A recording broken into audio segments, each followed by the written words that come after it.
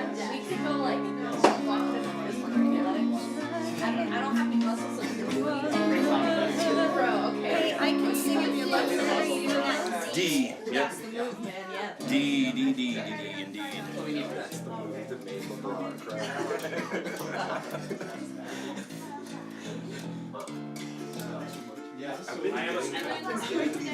What?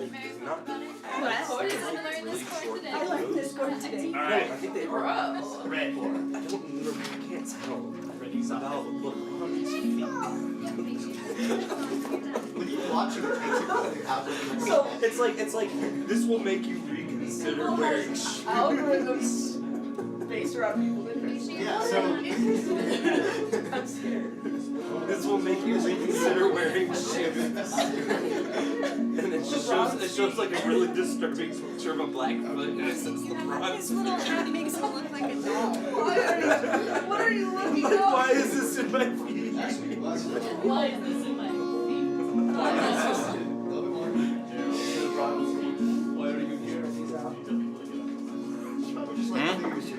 Just clear everything. Oh, okay. Do a Are we live? We're live? All right. Well, you should get asked for listening. Friendly reminder that if you're on the Wi-Fi here to please disconnect while we're streaming, just so that we get maximum bandwidth. And welcome everyone this morning.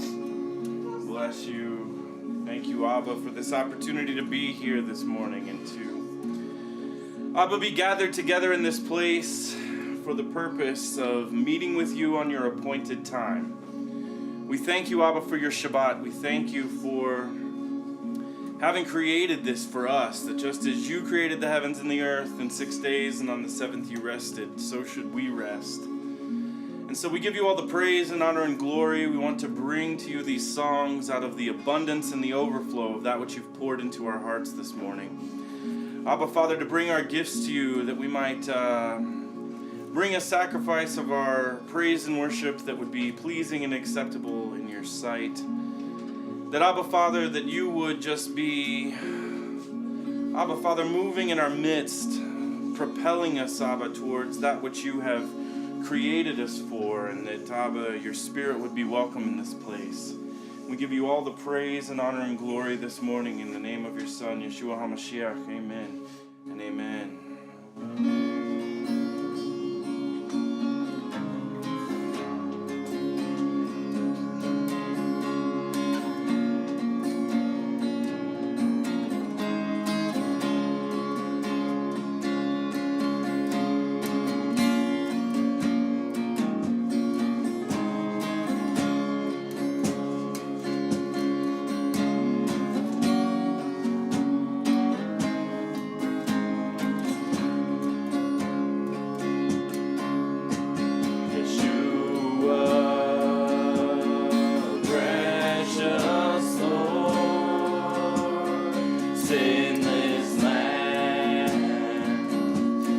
Adore you,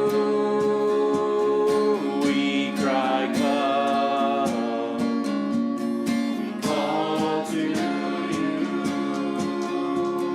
Emmanuel, we invite you, Yeshua, precious Lord. Sinless Lamb, we adore you, we cry, come, we call to you, Emmanuel, we invite you, Emmanuel. We invite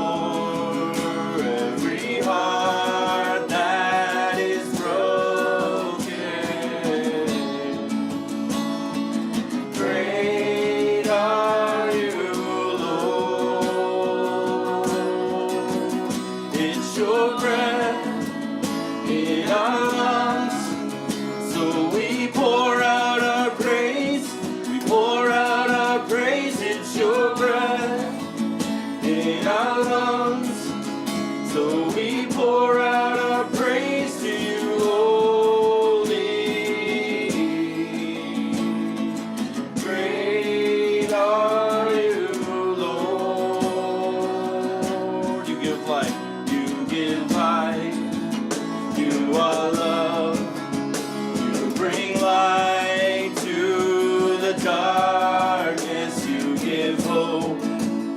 You restore every heart that is broken.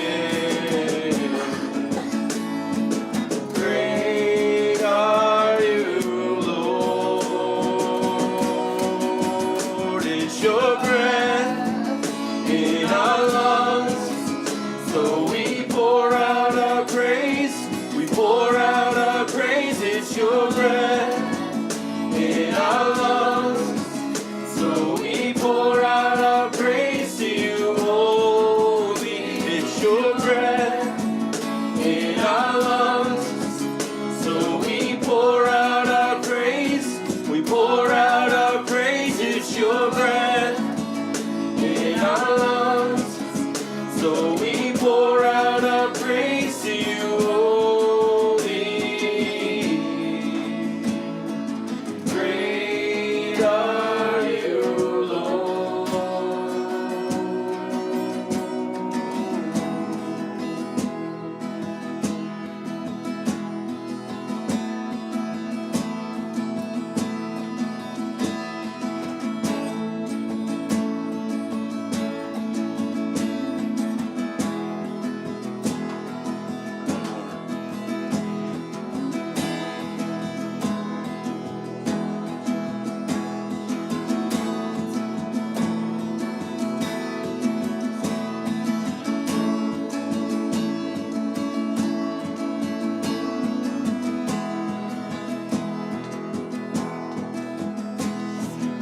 All the earth will shout your praise. Our hearts will cry, these bones will sing. Great are you, Lord. All the earth will shout your praise. Our hearts will cry, these bones will sing. Great are you, Lord. When all the earth will shout your praise, our hearts will cry, these bones will sing. Great are you, Lord. Oh, and all the earth will shout your praise. Our hearts will cry, these bones will sing. Great are you, Lord. It's your breath in our lungs, so we pour out our praise. We pour out our praise. It's your breath in our lungs, so we pour out our praise to you, holy. It's your breath in our lungs, so we pour out our praise. We pour out our praise. It's your breath in our lungs, so we pour out our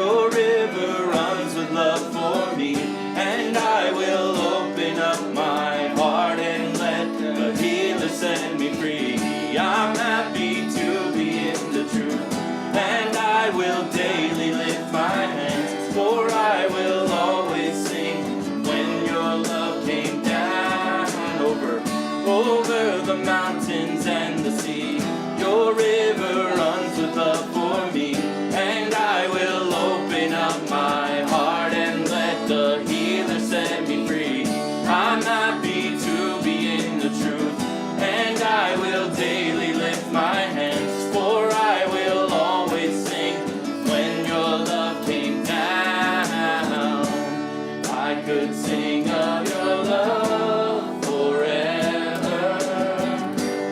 I could sing of your love forever. I could sing of your love forever. I could sing of your love forever.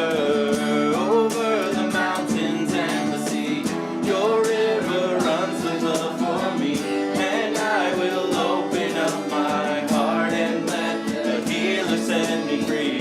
I'm happy to be in the truth, and I will daily lift my hands, for I will always sing of when your love came down. I could sing of your love forever. I could sing of your love forever. I could sing of your love forever. I could sing of your love forever. Over the mountains and the sea, your river runs with love for me. And I will open up my heart and let the healer set me free. I'm happy to be in the truth, and I will daily lift my hands, for I will always sing when your love came down. I could sing of your love forever. I could sing of your love forever. I could sing of your love forever. I could sing of your love forever. No, I feel like dancing.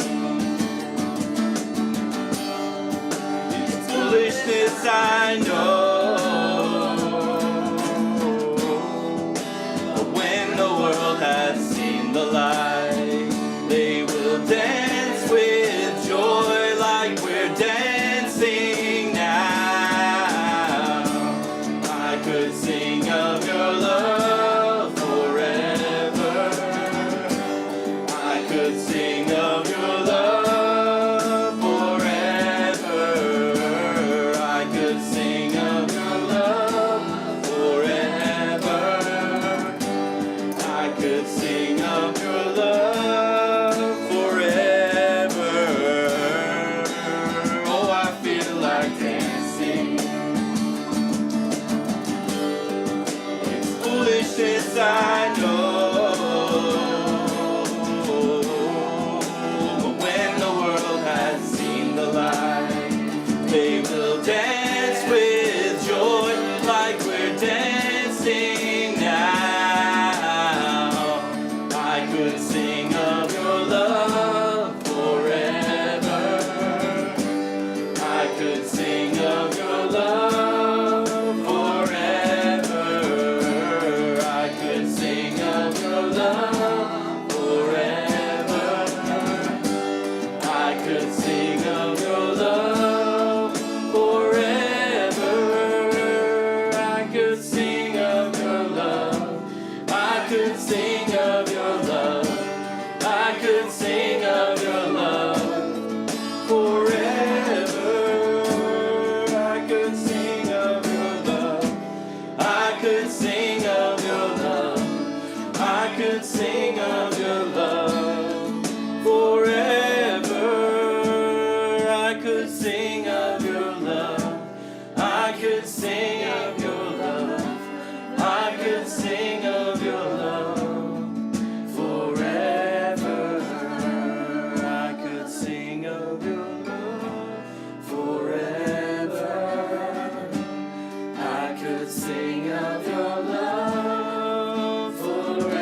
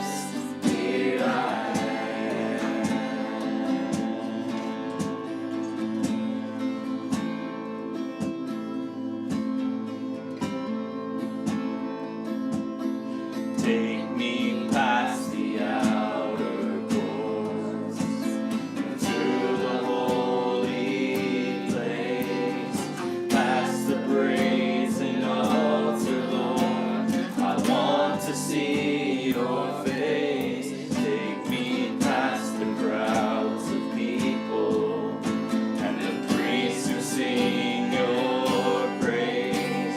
I hunger and thirst for your righteousness, but it's only found in one place. Take me into the holy of holies. Take me in by the blood of the Lamb.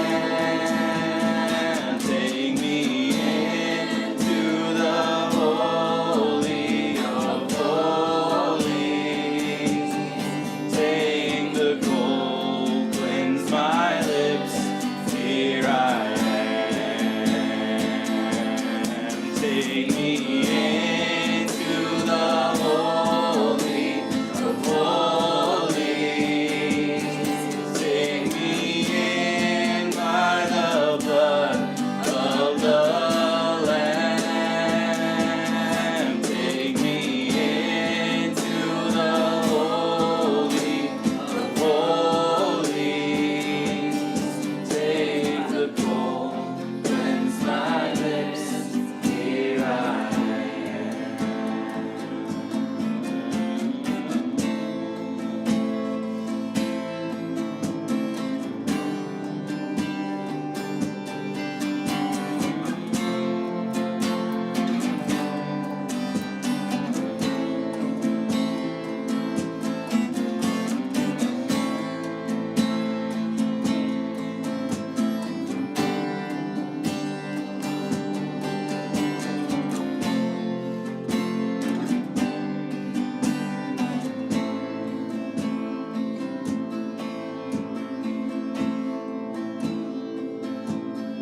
Take me past the outer courts to the holy place, past the brazen altar, Lord. I want to see your face. Take me past the crowds of people and the priests who sing your praise. Hunger and thirst for your righteousness, but it's only found in one place. Take me into the holy of holies. Take me in by the blood of the Lamb. Take me into the holy of holies. Take the cold, cleanse my lips. Here I am. Take the cold, cleanse my lips. Here I am.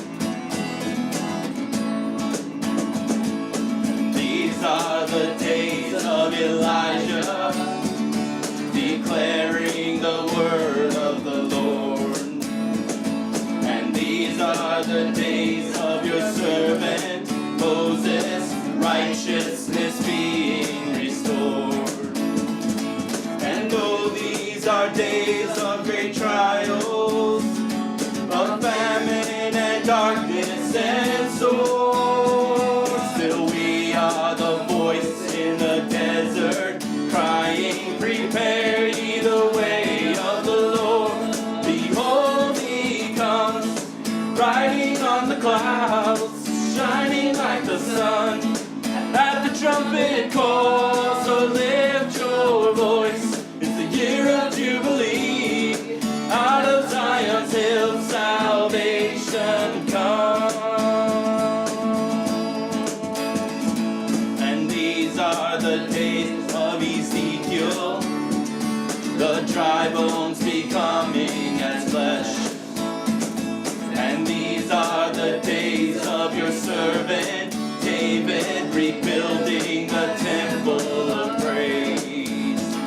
And these are the days of the harvest.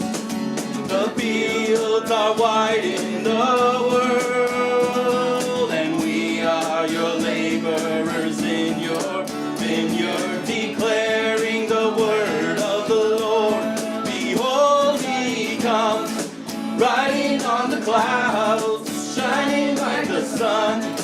At the trumpet call, so lift your voice. It's the year of Jubilee. Out of Zion's hill, salvation comes. Behold, he comes, riding on the clouds, shining like the sun. At the trumpet call, so lift your voice. It's the year of Jubilee. Out of Zion's hill, salvation comes. Who was and who is to come? Who was and who is to come? Asher haya be'ove yavo. Asher haya be'ove yavo. Asher haya be'ove yavo. Asher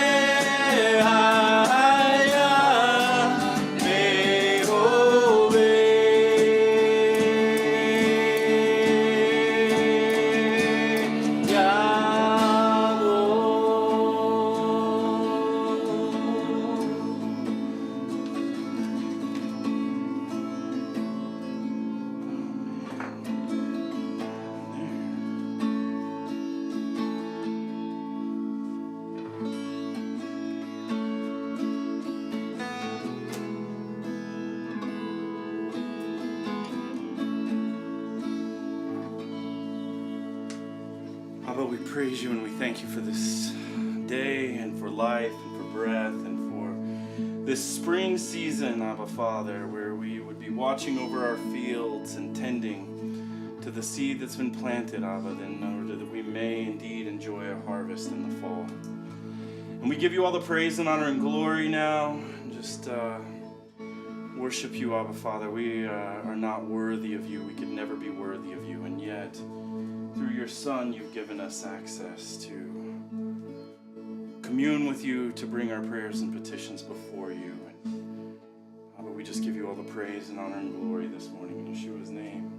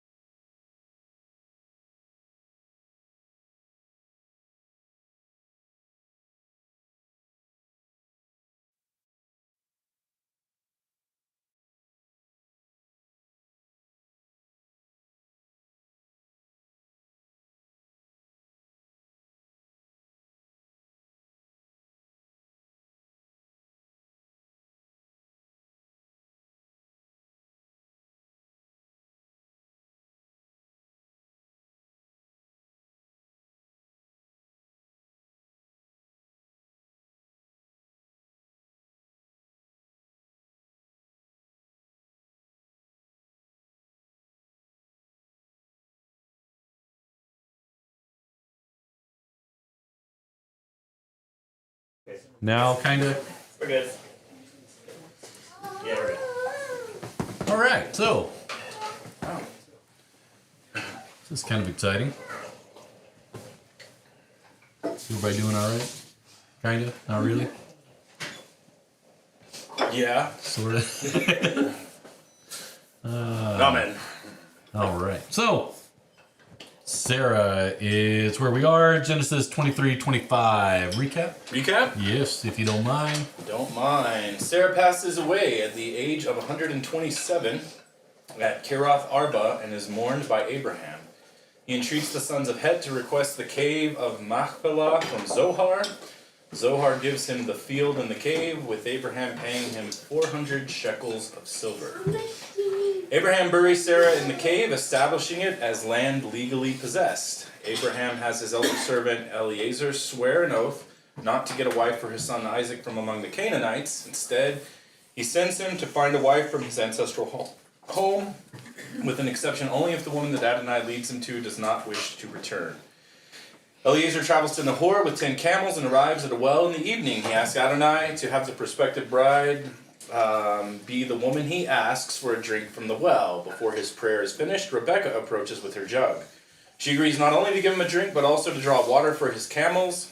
He gives her a gold nose ring and bracelets and inquires of her family, who turns out to be relatives of Abraham. She invites him to stay at her family's home. Rebekah returns home recounting the encounter. Her brother Laban runs out to meet Eliezer at the well and invites him into the house, offering a place and food for his camels, water to wash his feet, and food. Eliezer refuses to eat until he can recount both his charge from Abraham and the events of the day, and gives Adonai the credit for the success of his mission. When finally Eliezer asks to take Rebekah back to Abraham, Laban agrees, noting that the matter has come from Adonai. Eliezer presents gifts to Rebekah and to her mother and dines with Laban and the family. In the morning they leave, though Laban tries to get Rebekah to tarry for a few days. Rebekah agrees to return with Eliezer and encounters and marries Isaac. Abraham marries Keturah and has additional sons. He passes his inheritance to Isaac, but gives land grants to the east to the sons of his concubines away from Isaac. He dies and is buried in the field he purchased from the sons of Het. The genealogy of Ishmael is recounted, and Ishmael is gathered to his people, and his sons settled near their kinsmen near Egypt. And then in the Haftarah, we've got 1 Kings, the story of David growing very old, and Adonijah trying to basically usurp the kingdom and take the throne for himself. But Nathan and Bathsheba disrupt that plan. And then all sorts of goodness in the Brit Hadasha. Yeah. Mainly just two primary events. Death and marriage. Or, yeah, death and seeking a bride, at least. Yeah. All right. Does anybody have anything they'd like to share?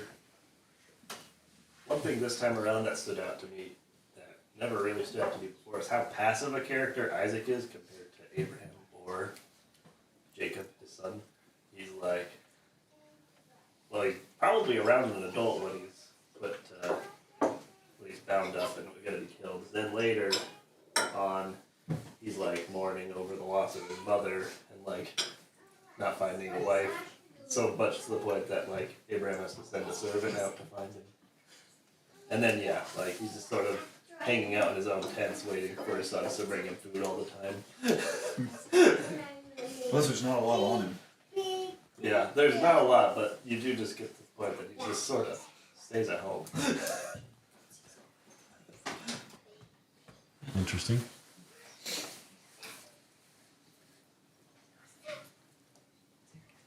We have a comment or a rebuttal? Or a confirmation? Color commentary. Color commentary would be great. Sorry, what Parasha is this? Sarah, Genesis 23-25. Okay, fine. Cheyei. Thanks. Yep.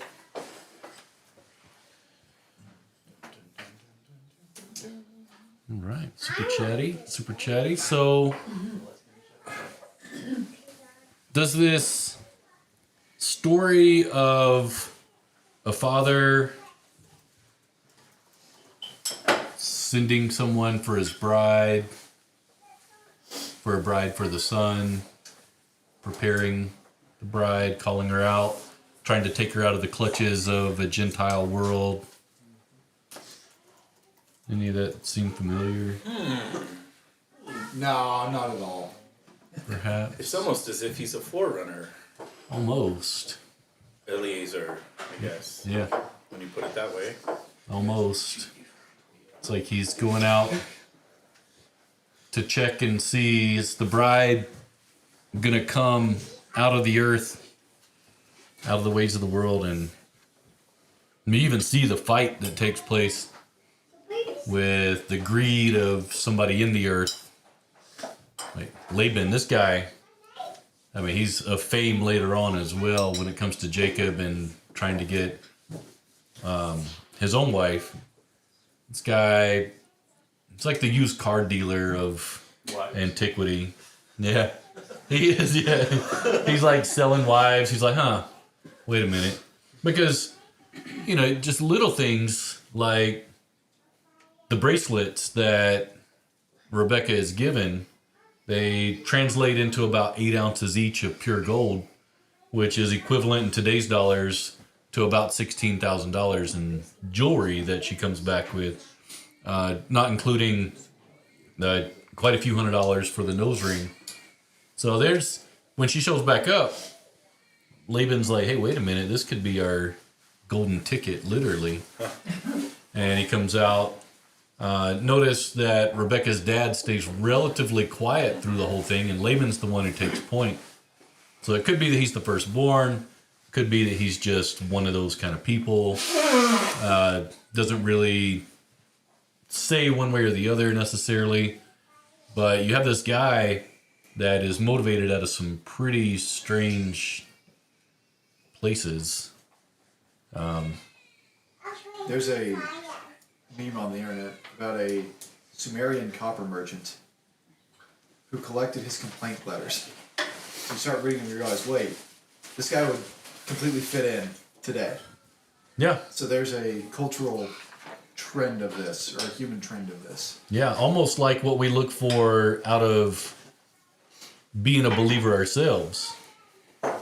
It's like, hey, whoa, I want some of that. Hey, maybe I could get a little piece of the action. Maybe this guy who kind of came out of nowhere with all these treasures, maybe he's going to impart it into me. No, nobody in this room. It's all the other people out there that maybe look at that, but pretty fascinating series of things that kind of play out with this guy.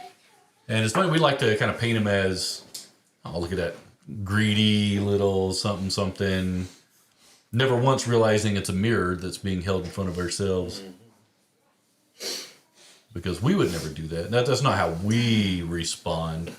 We're not motivated out of stuff and things and money, and that doesn't entice us to do anything, right?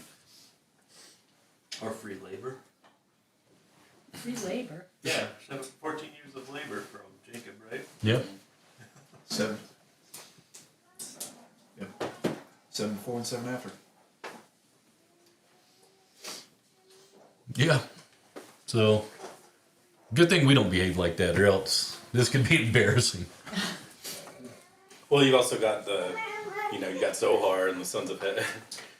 What's I couldn't 400 take shekels? this field from you. I mean, What's in between friends? what's 400 shekels between friends? I mean, And what's interesting hint. is, now we see 400 shekels and we're like, whatever, but if you actually look at the language there, the language that's kind of camped behind it is not an ordinary shekel. There's an additional piece, so it's thought to believe that each of these particular shekels being discussed are 2,500 regular shekels. So you're looking at $1 million purchase price for this land and cave in silver weight. So this is a very big deal, and it is one of the the argumentative points currently today as to why, at least like there are 3 regions where there's biblical precedent of a transaction being taken place, and it's now the possession of Abraham, this particular area. So this, arguing of who owns the land way back in, from way back in the day is, this is one of the points that gets argued is Abraham actually bought it, and he is the one who has possession of this land. And he not only... Like you were saying last night, Daryl, with the tour guide. Oh yeah, arguing with the Palestinians. Yeah, it's literally hotly contested, and you have, at this point in time, 1 million pieces of silver. This is no trivial sum that's being put out there for this land. And you even see kind of the, oh, what's this between friends? And, Abraham's like, I see what you're saying. It actually says this. He actually says this thing that Abraham saw what he was getting. He saw his point and gave it to him for that well overpriced sum. But Abraham didn't care. There was something far greater going on. We'll talk about that a little bit later. But pretty fascinating. Yep, peanut gallery. So it says, it was just a why question. So why did he want to place, there's like 2 translations I saw for this. It said, out of his sight or from my presence, from before my presence. So in regards to the cave of Mamre, Hebron, yeah. Yeah. So Same. Mamre, yeah. I don't know if that's part of the later, going into the later stuff, but... So where are you, and say the question again so I can get my bearings? So it's chapter 23. I don't know where exactly. I just wrote it down as I was writing it because it stood out to me because I didn't know what it meant.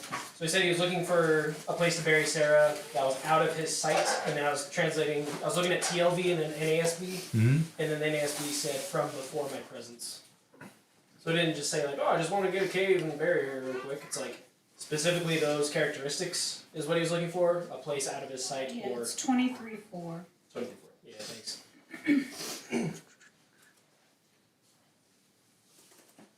So I didn't really know what that meant. I was like, because from out of my sight, in my opinion, I just read that and I think it's something that's not in his face all the time. It's something he wouldn't be constantly thinking about. I think he was mourning Sarah. And so the memory of that just cut him so deeply that he didn't want it to be in his sight. Yeah, and actually on that note, like at 25, it says when him and Rebecca, or maybe it's 24, at the end of 24, yeah, it says that they go in an attempt to become husband and wife, and it helped his release of his mourning of his mom. So like the mourning of Sarah was dead serious.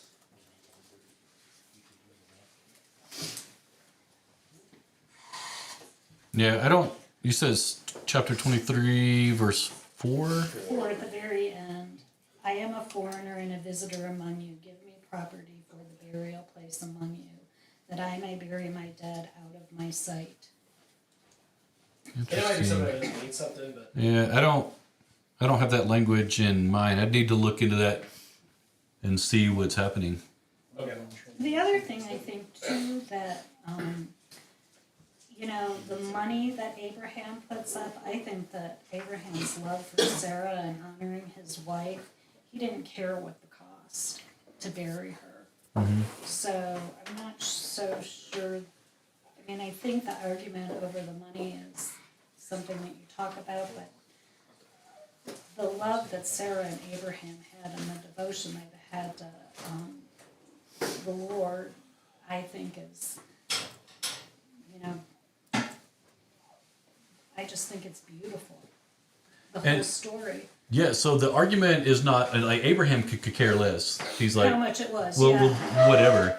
It's watching the Laban mentality. We have 2 chapters that are side by side with kind of a similar piece. So you have Laban, who is kind of working in this same place as Ephron, and it's more like, oh well, I'm a regular guy. I'm all about this God thing. Oh, I'm in. You know, oh, well, you're a prince of, you know, of God. We see this. And Laban kind of in that same, oh, well, we'll welcome you because God clearly sent you. And they're working this undercurrent of definitely. like perverted motivation like crazy, and just watching the response on both sides. You have Abraham, who's like, big deal, what do I care? You have Eleazar, who's like, big deal, what do I care? Here, take stuff. This stuff doesn't mean anything. It's what's coming out of it that matters. You know, one woman going into the ground while another woman's being birthed up. They understand the bigger picture. Okay. They know most certainly what is happening beyond just the transactional piece, the motivations that people have on their own. Most certainly a different thing is happening, and they could separate the two. Yeah, you see that again with Laban in 24, and he's like, can we just have her for like 1 or make it 10 days extra? Even though I was clearly calling her like to be one with Isaac. Yeah. Can we just have her for like 10 more days? We're like, we'll let her choose. What do you think? She's like, yeah, I'm gonna go. It's done. But, yeah, that makes sense.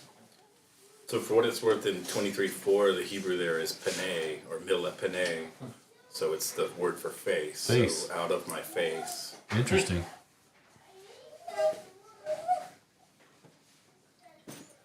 Yeah, I'm gonna look into that. That's pretty interesting.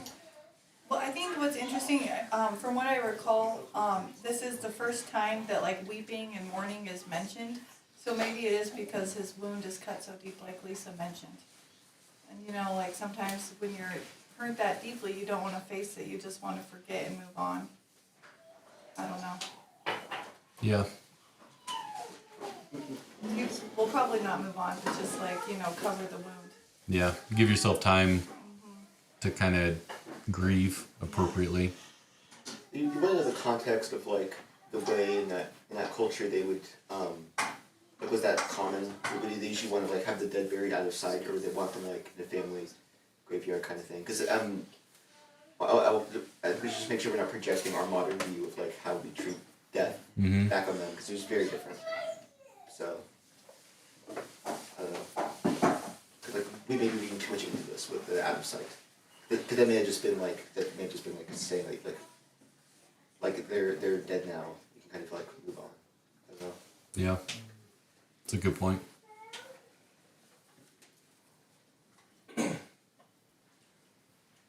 Something else that kind of stood out to me was the to the east reference in 25. So Abram takes his wife Keturah. They have 6 more kids who have more kids who have more kids. So it's talking about like genealogy. Yet Abraham gave all he had to Isaac, but he gave a few gifts for his other sons as they were sent to the east.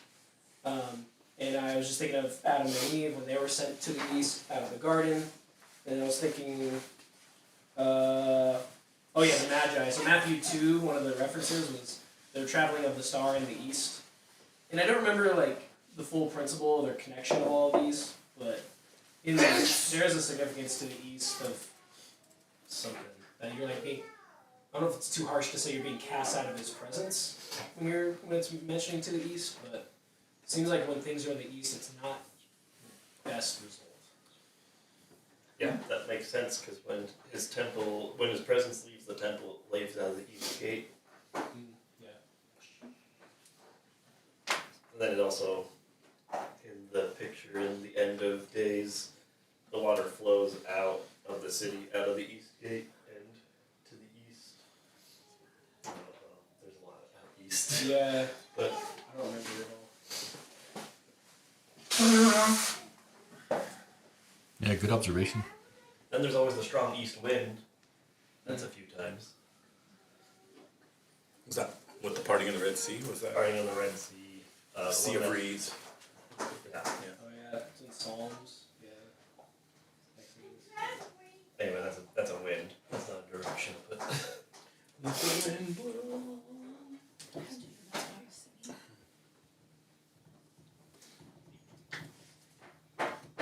Oh yeah, and then the Genesis 41, it talks about scorching the famine that's to come that Joseph predicts. Behold, 7 years thin and scorched by the east wind.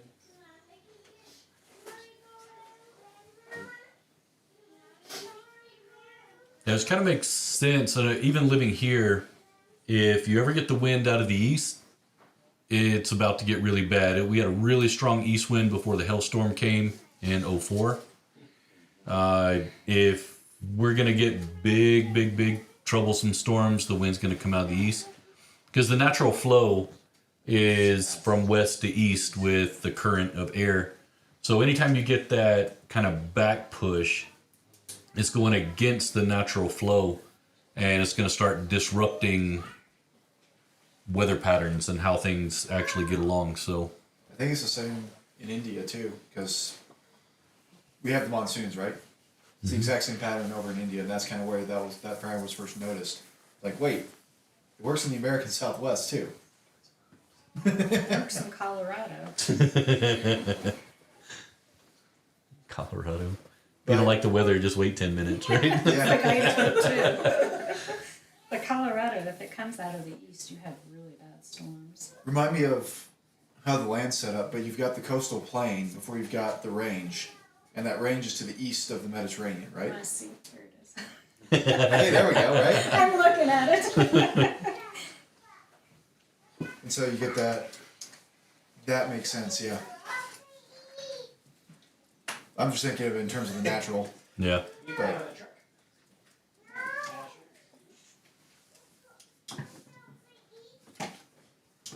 So something else I found kind of interesting were the camels. You know, you're like, oh, well, whoever comes out and will give me water and will water my camels. You have 10 of them.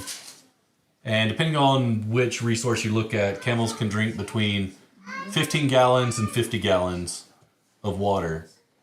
And she's out collecting water, probably not in a truck with a big tank on the back, but more than likely a cistern of some kind or travel container that will put a couple gallons, perhaps. When the ancient wells like that were like big dug into the ground complexes, like down like a flight of steps or even climbing down.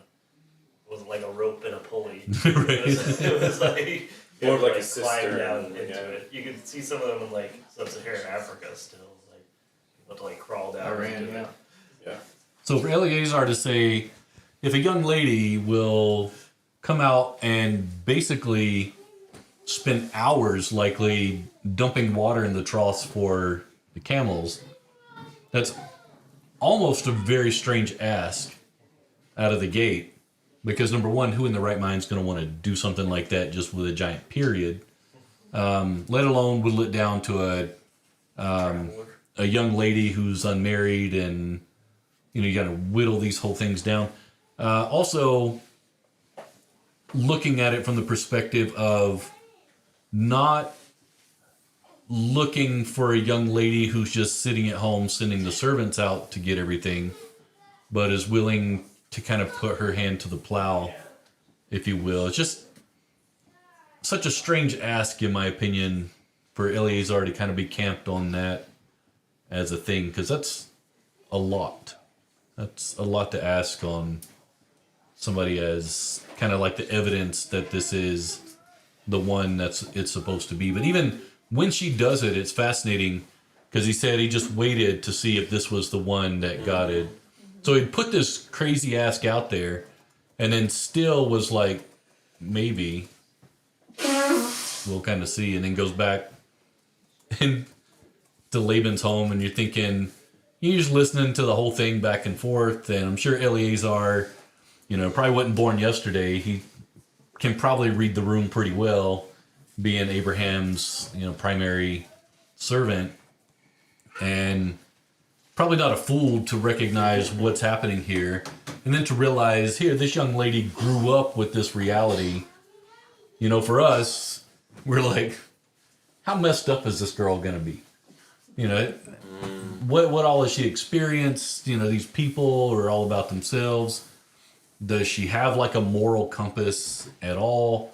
If this is how things have gone, maybe it's just Laban. It could just be him. Maybe he's the black sheep of the family who's running everything somehow, but a lot of moving parts in there that I think there's a ton of commentary, and especially when you start looking at it from the context of the father sending someone to pull his bride or pull the bride back out for the son. I think it has a fantastic commentary on exactly what the Messiah did in full and where he was, the drawing out that we still experience, people coming out of the world being brought into relationship, ultimately straight union with the bridegroom himself. It's interesting from that perspective too, right? Because I think it's from Matthew.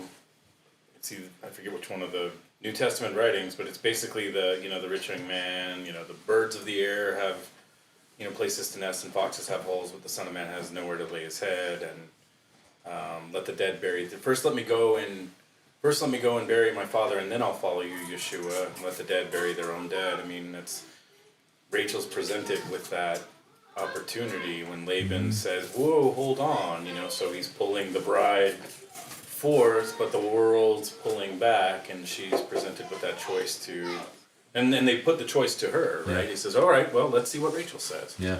She says, "I'll go," and so it's that choice that you see, and it's just for a few days, right? Just stay for a few days. And that's the pull of the world. Well, I can keep dallying in this for just a little while longer. Well, I don't really have to get off the fence just yet. And yet that act, Yeshua is very clear. Let the dead bury their own dead. Come follow me, right? Yep. So. And then for her, having never even met Isaac, being brought in, and then from a distance, she's like, "Who is that man?" Well, that's him. Mm-hmm. And she immediately covers herself and fully right then 100% commitment. Mm-hmm. It's not like they had to figure out whether their favorite color was blue together to realize if they were compatible. It was just complete abandonment. And again, something bigger going on. Yeah, so you had mentioned that a lot was at play, but so he prayed, the servant prayed that whoever would bring up the well, and before he even stopped praying, here comes Rebecca. So God's hand was obviously in it. Maybe even God was like, okay, this put it on his heart to do that, and here she comes. And Eleazar's like, wait, that's too easy. Yeah. Maybe there's something else. What's the Leonardo DiCaprio look from that one? I wouldn't know. She was probably she was able to carry all the, because that's a lot to carry. Yeah. Especially for hours on end. So. Yeah. She's in the CrossFit. Can you picture fit? Yeah. Very total package, man. Mesopotamian health and wellness. I mean, you figure her nose is sore and everything and all it is. It's like, okay, here we go. It's not like you're in a state of complete comfort at this point. You're like, oh. Riding on a camel.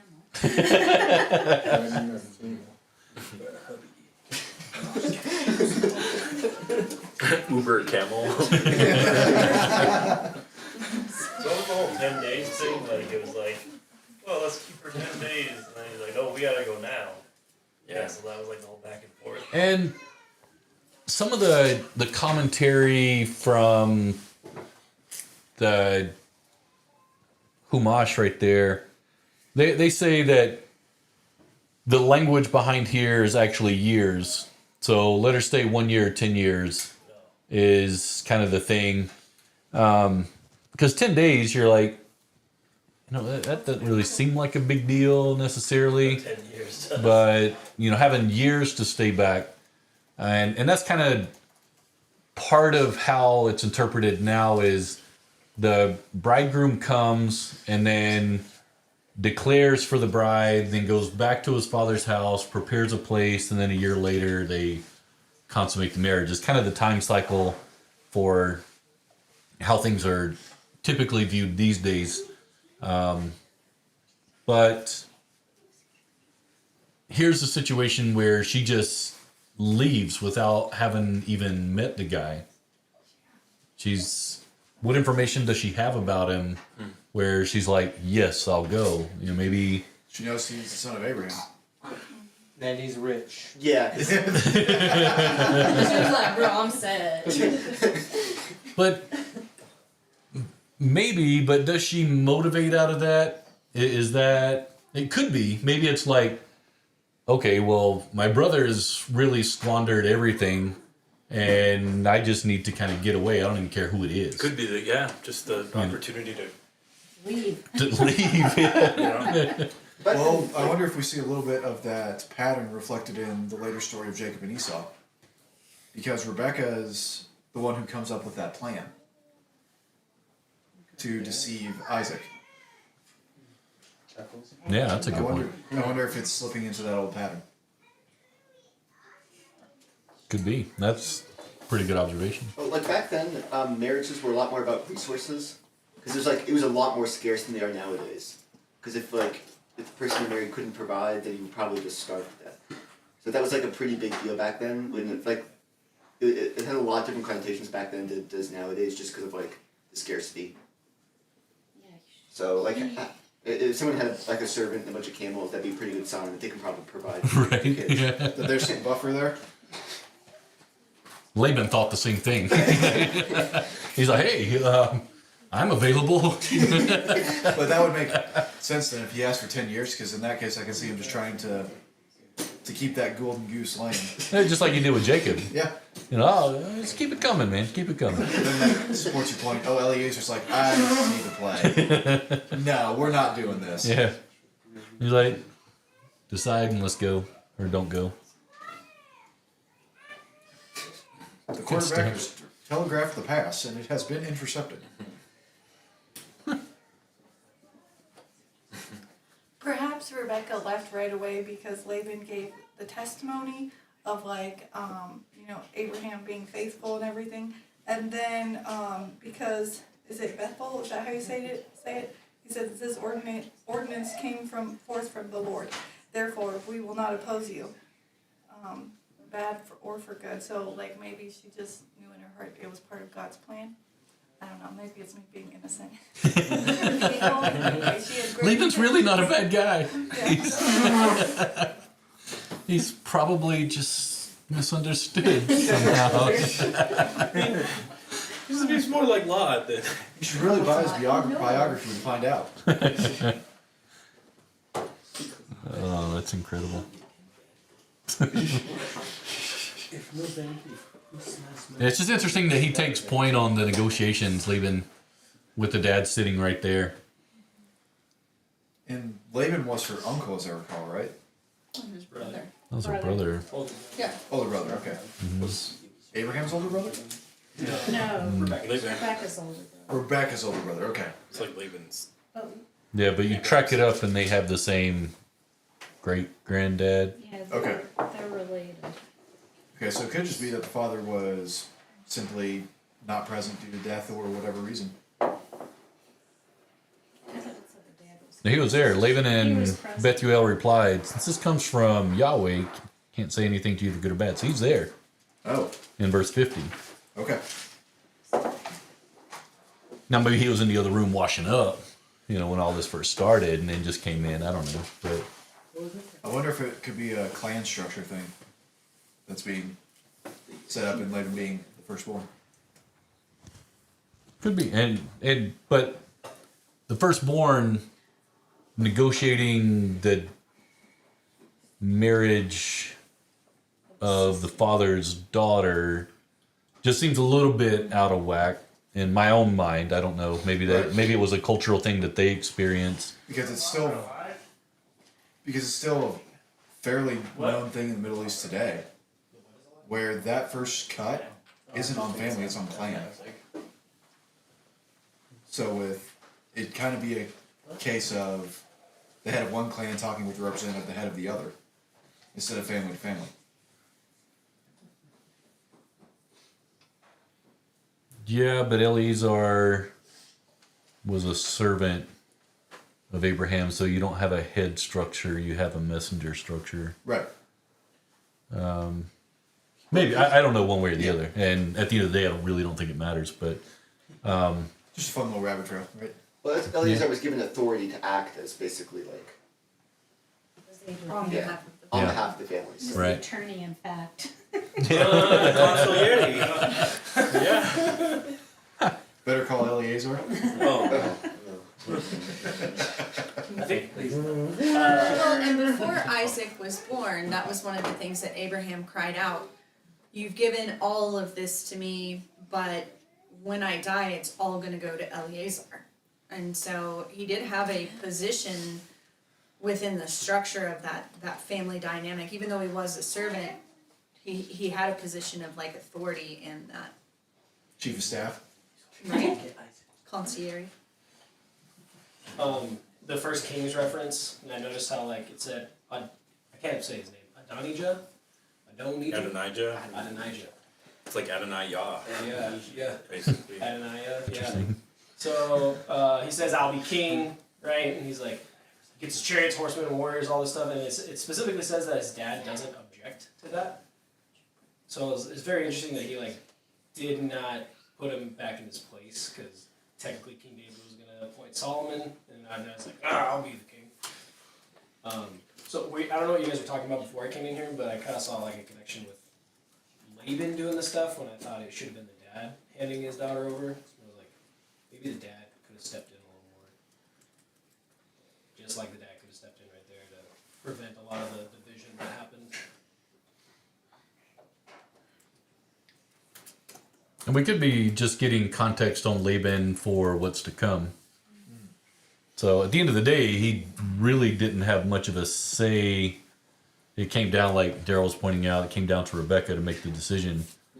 Even though he tried to come in and sway a little with let her stay longer,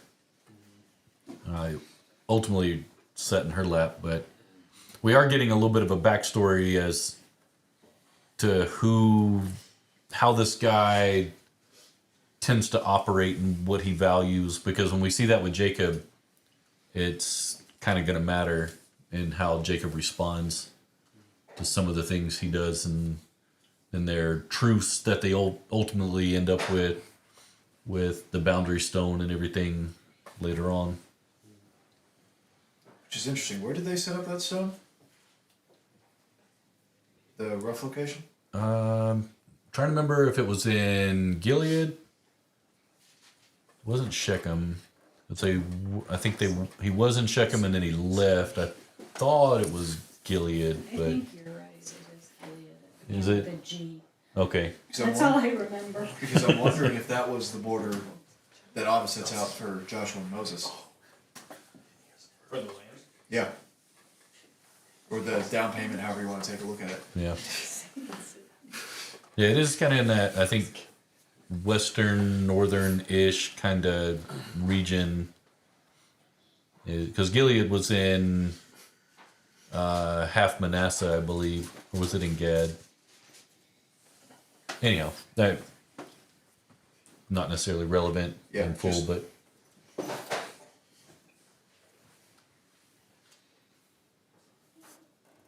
All right, anything else anybody wants to talk about? Stood out?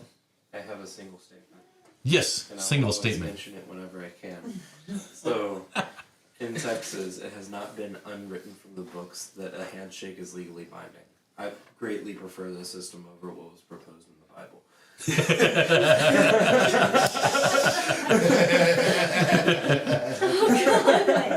I'd forgotten about that particular one text. Indeed. Eleazar, come on over here. Let's really make sure, Let's make sure we're taking this seriously. because it basically is the sign of the covenant. It is Same authority as putting your hand on the Bible and swearing with the other.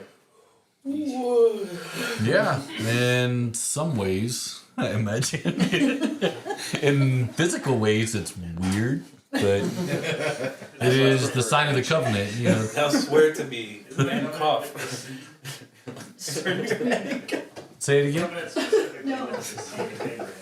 Yeah. I'm having flashbacks. And you can't get much closer to the seed than that. We're already getting weird. It's just preventing it from going really weird. But that's modern mindset. One observation I just kind of had from 25, I think it was 16. I thought it was really interesting that, and kind of cool that God talked about the descendants of Ishmael, even though that's kind of where Abraham took it into his own, like took how matters into his own hands. God still was like, and here are Abraham's sons, because I promised him a great nation would be fathered from him. Yeah. And I think that's just a really awesome thing that just shows how much God just cares for his people. Because, like, if it was me, for example, and, like, someone did something that was not in the plan, and I was like, I had it under control, I probably wouldn't mention at all. Like, if I was writing, like, a journal or something, like, I'd be like, this guy's excommunicated, we're not talking about it. So God was like, I'll put him in my holy book, and we'll talk about his descendants. I just thought that was really awesome and just shows how forgiving God is. I don't know, I just thought that was really cool. That's kind of stood out to me. Yeah, it also shows that the offspring is not by default guilty because of the parents. You know, there's a disconnect when your parents made a mistake. That doesn't mean that by default you are the mistake. It's most certainly a different situation altogether. I missed what was down there. You said that, and she turns and looks at me and goes, Amen. And then I was like, yeah, wait. I realized that. I meant myself because my parents weren't married. So I was like, amen to that. And then kind of took it like I was meaning it. No, I didn't think that would Sorry. Sorry. Well, I think it's kind of a, like, it's not necessarily, like, the child isn't guilty, but they can, because of the nature of our world, they still suffer the consequences. It's Agreed. kind of like, if your parents, say, like, are drug addicts and alcoholics, you're probably not going to have the best childhood. It's not your fault. Right. But it's because of their, like, then it's kind of also like in Egypt. Like, it's not necessarily the firstborn were, like, fully guilty when they were killed, but because of the sin of the nation and the pharaoh, like, their representative, that they still, like, suffered from that. Yeah. So it's kind of, there's kind of a line there of, like, you can still, there's still, like, bad things that happen, so as a parent you still have a responsibility. Right. It's like your actions affect your generation several lines down. Yeah. So, Yeah. And you reach a certain point as a child where you can either continue on in the things that you've been brought up in, or you can choose to transition out. Now, that's not a simple thing. And if you don't have a model for knowing that's real, makes it even worse for sure.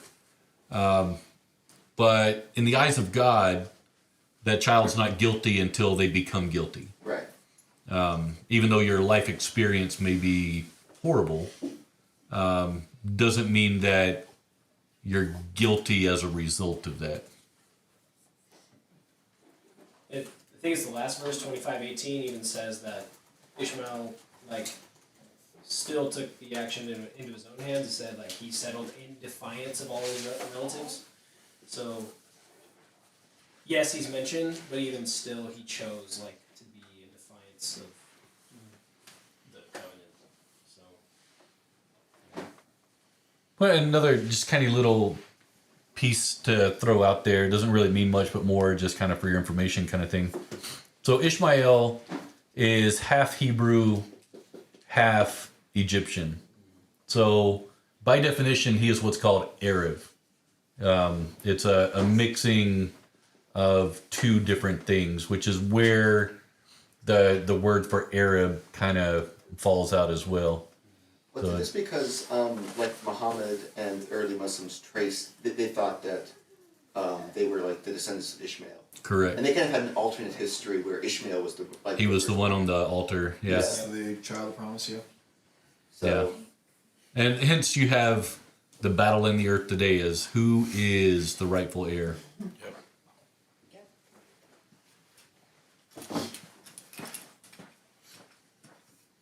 Which is even interesting because Islam itself is split along that question, right?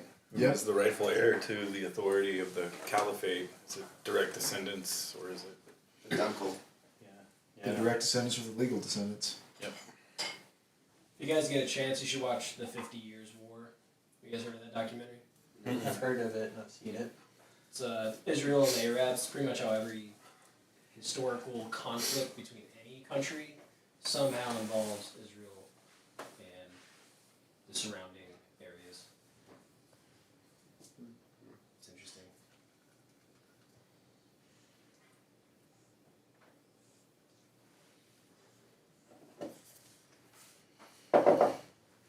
Anybody else have anything before we wind it up and get food?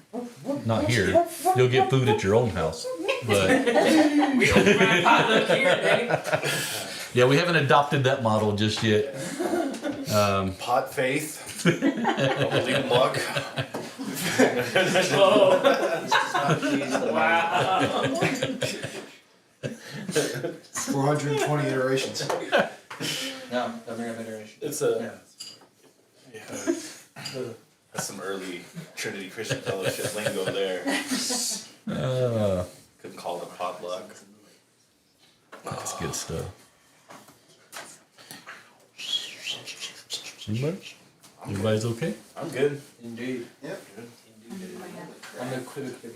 Mark is safe from making a dumb comment. All right, so the part that, I was really wanting to focus on the camels today. I don't know necessarily why, but I think there's a backstory kind of associated that ends up being front and center. And every time I kept trying to force it, it just didn't happen. So I ended up falling back into chapter 23 with Abraham securing the cave and the land. And I think there's a good story to be told for us today. So hopefully we can maybe get there. So I call it, Don't You Love Free Stuff? Isn't that great? Marketing 101 right there. Yeah. Everybody loves free Yeah. stuff. Oh, you're passing out a little foam squeezy thing at the bank? Okay, I'll take it. Really? What are you gonna do with a foam squeezy thing? Squeeze it. Just squeeze it.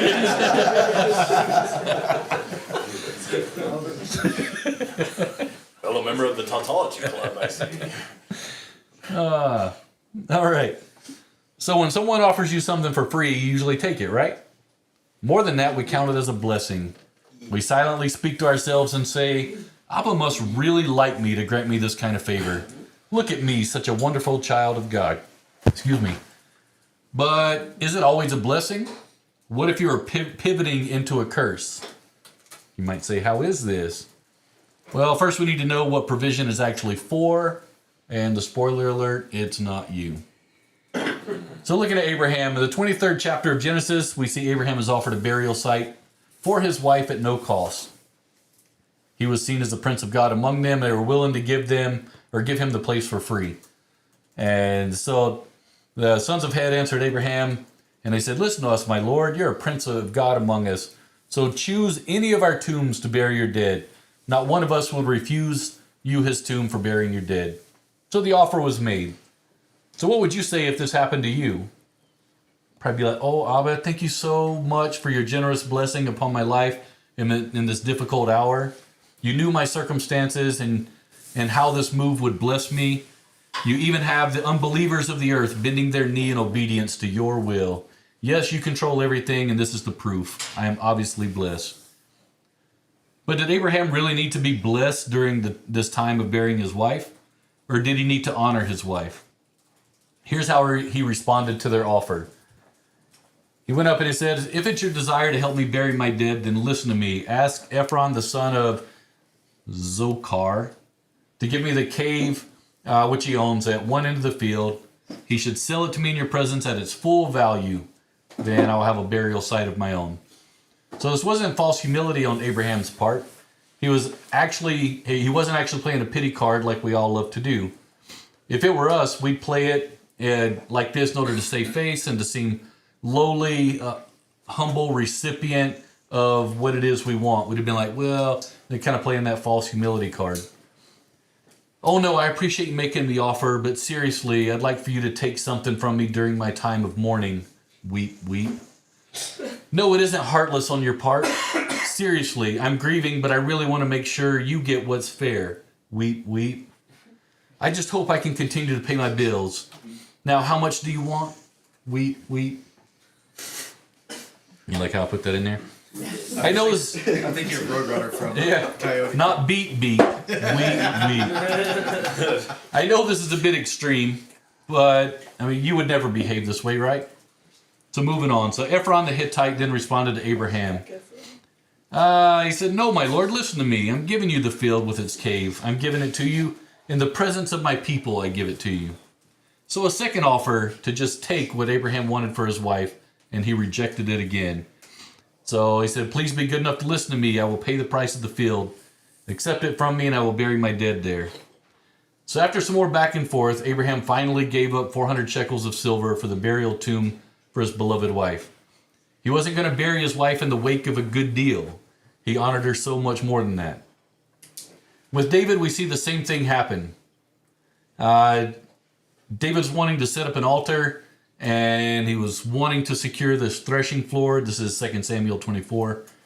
And so he's told, he's like, "Let my lord the king take and offer up anything that seems good to him. Here are the oxen for the burnt offering. You can use the threshing sledges and the yokes for the oxen as firewood. All of this, O king," Arabnah gives to the king. And then Arabnah said to the king, "May Yahweh your God accept you." But the king said to him, "No, I insist on buying it from you at a price.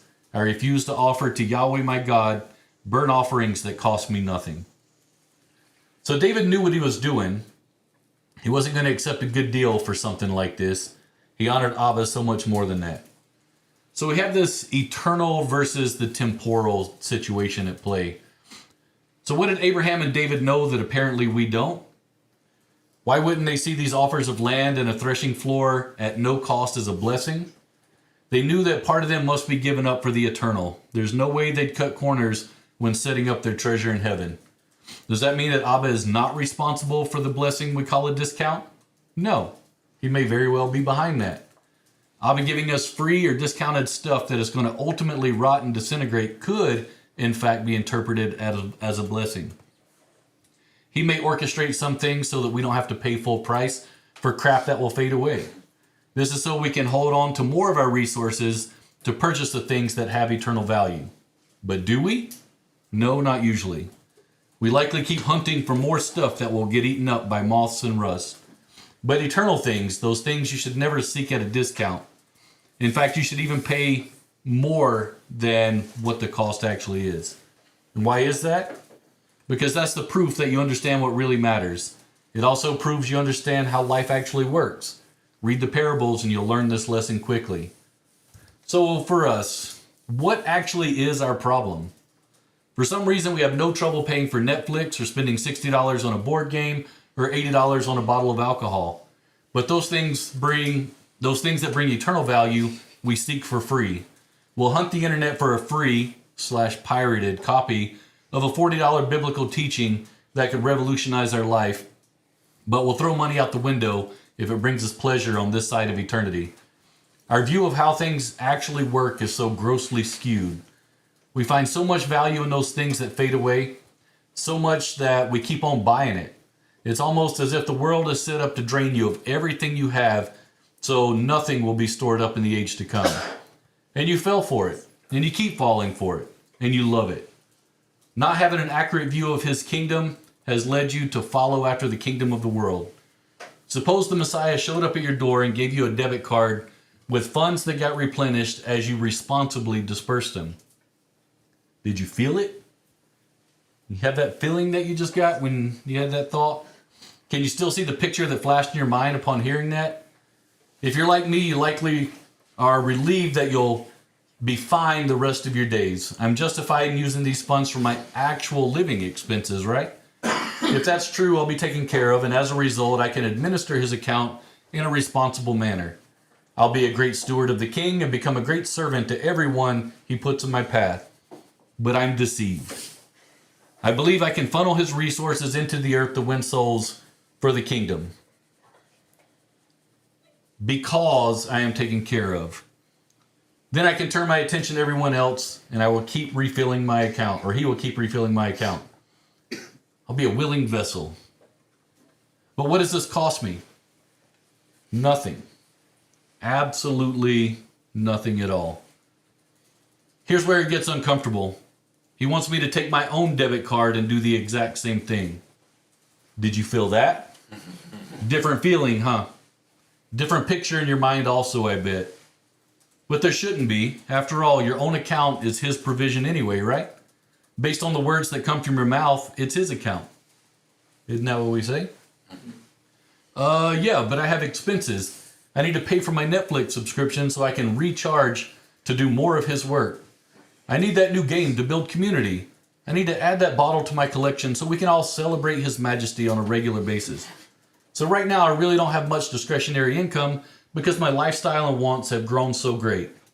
But don't worry, I'm getting a raise soon. And then... So when we take the provision Abba has given us for eternal things and blow it on the temporal, we are single-handedly converting a blessing into a curse. So do you still love the free stuff? Adopt for yourself the perspective that rested upon both Abraham and David. Do not offer that which costs you nothing.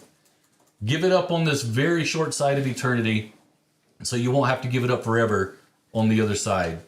You get one shot at this life, so don't squander it on the things that pull you away from your Creator.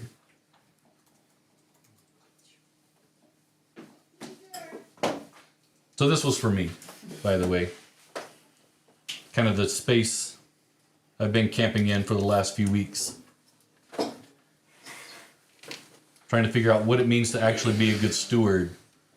And the first step is to drop the excuses as to how I would do things if this were different, if I had this, if this were put in place, then I could.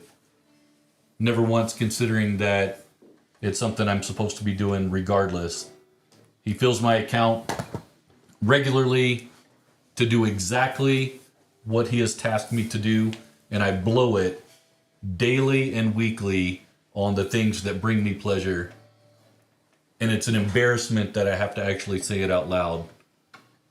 All the money that's passed through my hands over the course of my life, and how much has been directed to his purpose and to expanding his kingdom versus how much has been put into filth and trash that the moths eat and the rust is eaten up. It's an embarrassment. It's incredibly embarrassing. So I encourage you to perhaps look at those areas that you feel that you absolutely can't move.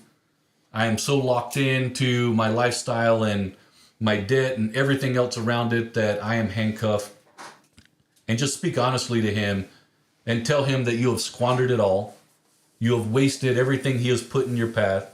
You have blown it on trash, things that don't stand, and then give him an account for exactly that thing. That's my job over the next few weeks for myself, is to start honestly turning into what it is he's called me to do.